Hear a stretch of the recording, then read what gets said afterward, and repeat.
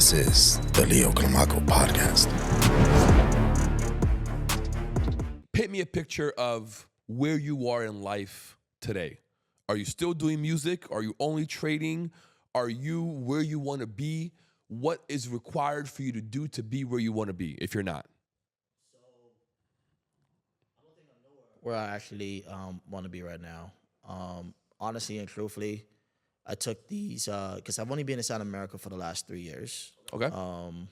So I took these time to really get myself comfortable, acclimated, and then also took some time to really understood and study myself. I really wish that I took, I would say within the ages of 19 up to 24, 25, I really wish I took that time out to really like study myself and know who I am as a person and stuff. That's very mature of you. Yeah, like I don't think I was really that self-aware. I think I was just just enjoying those things. But now for me, what does it really look like? Well, firstly, I'm solely trading right now, but I'm also an entrepreneur at heart. So I have a few projects that I've been working on. One of them is actually BFX Society. That's my e-learning platform that I'm actually bringing to life. It's a lot of tech behind it. Very cool. But this e-learning platform is a little bit different. And when I say a little bit different is I've seen where there has been in my space lifestyle, like a lot of people market trading with lifestyle. Right. What I wanted to do was bridge the gap between the education, the lifestyle, and also I would call it the brotherhood, or, you can even call it a cult. And cult is not a bad word. Cult is actually, something that's very close-knit. So When you said that, I thought of, what's his name? Ricky Gutierrez, okay, the trader, you know what I'm talking about? most traders I really don't study. Like, if I'm really being honest with you. He's really, really big on YouTube. He's probably one of the biggest traders I know. And all he does is show lifestyle. And the lifestyle does get people excited, For sure. right? But for me, BFX Society is something that I think will be one of my life works, where I provide the education, but I also bridge the gap between my connections and my experiences for that person to actually have it. I wanted to make something where the blueprint is for freedom seekers, like Got it. people who actually want to break free from whatever circumstances that they have, they can find it inside the society.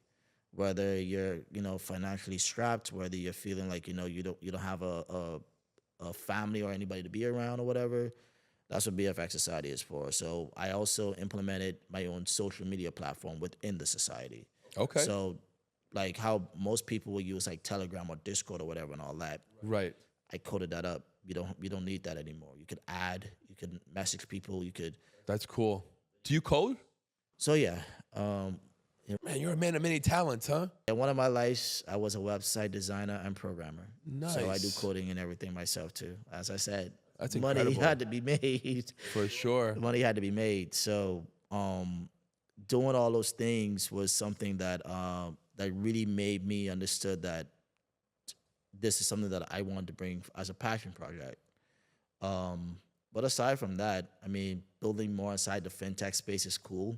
But one of the things that I really, really want to do is have my foundation fully set back inside the Bahamas. In honor of my parents, because I actually lost both of my parents. I lost my mom at 60 and I lost my dad at 21.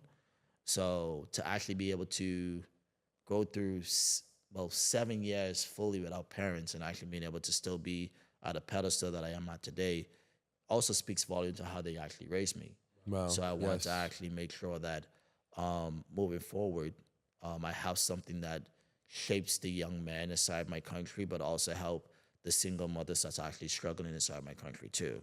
So that's something that I'm also, pretty much adamant about.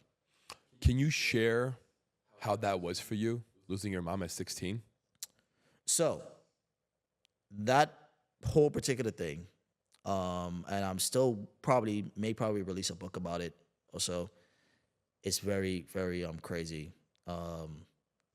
So I can help you get that book published, by the way. thank you so much. See, guys, connections. So basically, the way that I lost my mom was very, very different than people losing parents. I'll let you know that now.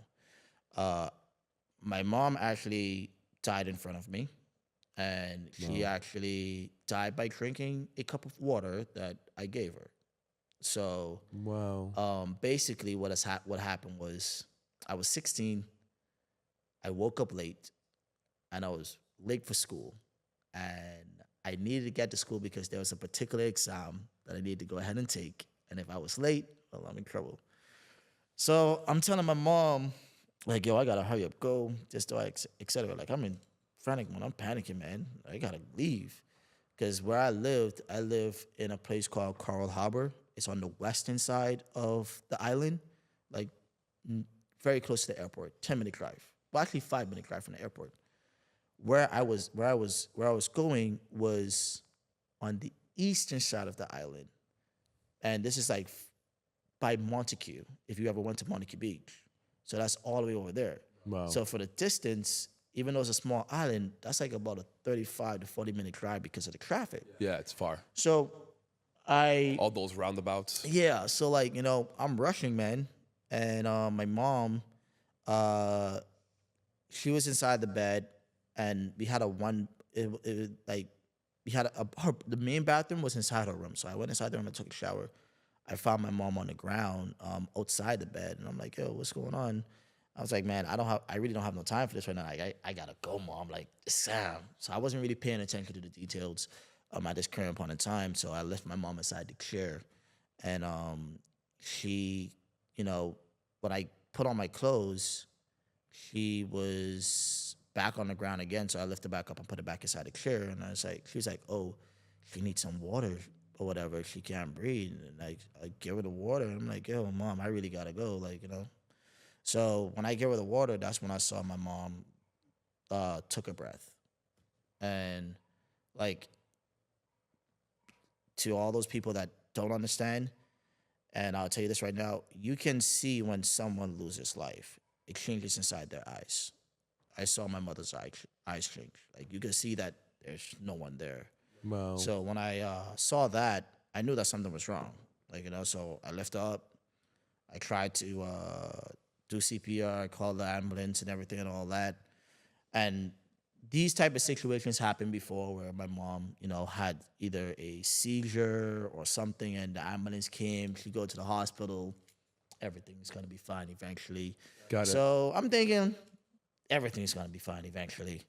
So I call in the ambulance, I'm doing the CPR, and my air's next to her mouth. I'm thinking she's breathing, X, Y, and Z. Ambulance came, my uncle came, and she was pronounced dead. Wow. So I think because of that, I think I didn't talk for like 2 months because like my whole life actually ended up changing. Yeah. Because like after that, in a sense, I was like, yo, all the things that I was doing, I was like, yo, it's not even a reason for me to do it anymore. Like, it's like, my mom's She was your reason. Yeah, she was like the reason why I did everything. So I had to, it took me a little while to find my way back. And underneath those circumstances, I feel as if any, average person, any person would have crumbled. Went on drugs, drank themselves to death, do whatever. I'm thankful for my family. I'm thankful for my grandmother. My grandmother really took up the mantle afterwards. Like, she took up the mantle. I'm also thankful for my dad because my dad also took up that mantle afterwards too. Incredible. So I think, those type of things and those type of battles was something I believe, I'm one of God's greatest soldiers, but it's also, hey, I'm going through this because I want you to spread a particular message. And that particular message was, what I think I found is, even if life is telling you no, whatever is telling you no, that is not your final answer. You determine your final answer. You determine whether this works or don't work. No one can answer that for you. So that's how, I operate now. I'm very resilient. I'm very persistent. I always get what I want inside this world. It's just a matter of when. I don't care if I'm 80. I don't care if I'm 90. I don't care if I'm 102. If I want something, I'm going to get it. And whenever I get it, I'm satisfied that I got it. Even if it was something that I wanted from a little kid, I'm still going to get it.